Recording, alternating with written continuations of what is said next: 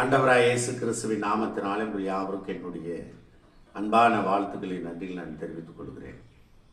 அப்பொழுது ஆபிரகாம் முகங்குப்புற விழுந்து நகைத்து 100 வயதானவனுக்கு பிள்ளை பிறக்குமோ, 90 வயதான சாரால் பிள்ளை பெறுவாளோ என்று தன் இருதயத்தில் சொல்லிக்கொண்டு, இஸ்மவேல் உமக்கு முன்பாக பிழைப்பானாக என்று ஆபிரகாம் தேவனிடத்தில் விண்ணப்பம் பண்ணினான்.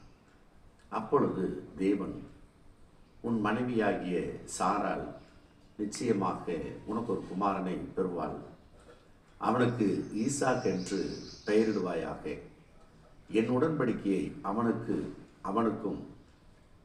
பின்வரும் அவன் சந்ததிக்கும் நித்திய உடன்படிக்கையாக ஸ்தாபிப்பேன் என்று நாம் வாசிக்கிறோம். தேவன் ஆபிரகாமுக்கு வாக்குத்தத்தம் செய்தார், உனக்கு ஒரு குமாரன் பிறப்பான் என்று. ஆபிரகாம் அதை குறித்து நகைத்தாலும் நிச்சயம் என்று சொல்லுகிற அந்த வார்த்தை அவர்களுக்கு மிகுந்த ஒரு நம்பிக்கையூட்டக்கூடிய வார்த்தையாக அமைந்திருக்கிறது. தேவனுக்கு நாம் நன்றி சொல்லுவோம்.